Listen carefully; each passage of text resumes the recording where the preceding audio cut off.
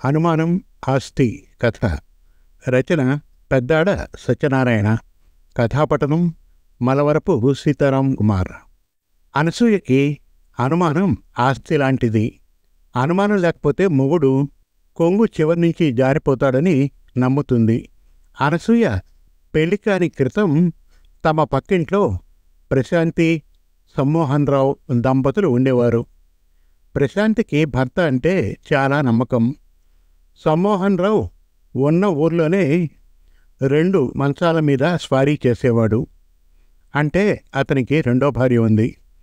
2 సంవత్సరాల తర్వాత నిజం తెలుసుకున్న ప్రశాంతి భర్తకి విడాకులిచ్చింది. అనసూయ ఉద్యోగం నెలలో 2 సార్లు టూర్లు వెళ్లే ప్రభుత్వ ఉద్యోగం. ఎప్పటిలాగానే టూర్కి వెళ్లే ముందర భర్తకి జాగ్రత్తలు చెప్పి 2 రోజుల తర్వాత తిరిగి వచ్చింది. భోజనాలు ముగించిన పిదప బెడ్రూంలోకి వెళ్ళి దుప్పటి మార్చబోతోంది. అంతే, తలగడ కింద గాజులు చూసి ఏవండి అని గట్టిగా అరుస్తుంది.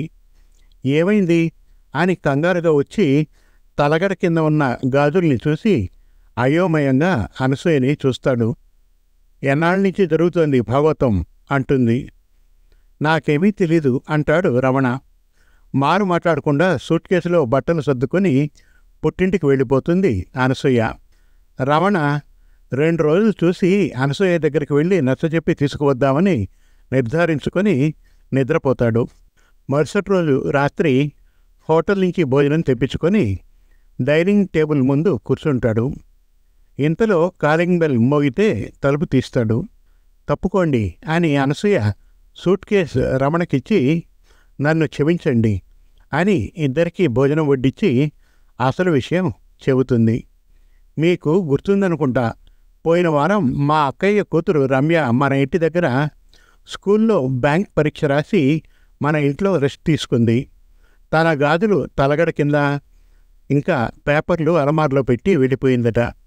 మధ్యాహ్నం నాకు ఫోన్ చేసి చెప్పింది అంది అనసూయ. రమణ హాయిగా ఊపిరి పీల్చుకున్నాడు. సమాప్తం.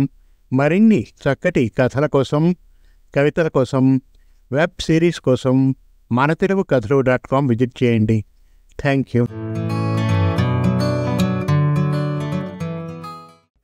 మీరు మెచ్చే చక్కటి తెలుగు కథలను స్పష్టమైన ఉచ్చారణతో, వినాలనిపించే గాత్రంతో మనతెలుగుకథలు.com వారి యూట్యూబ్ ఛానల్లో పూర్తి ఉచితంగా వినండి, చూడండి. మనతెలుగుకథలు.com వారి యూట్యూబ్ ఛానల్ను ఈరోజే ఉచితంగా సబ్స్క్రైబ్ చేయండి. ఎంపిక చేసిన చక్కటి కథలను వీణుల విందుగా వినండి. వందల కొద్దీ మంచి కథలను రచయితల వారీగా పొందుపరిచాము. మరుగున పడుతున్న తెలుగు కథలను మీ ముందుకు తెస్తున్న మా ప్రయత్నానికి సహకరించండి. ధన్యవాదాలు.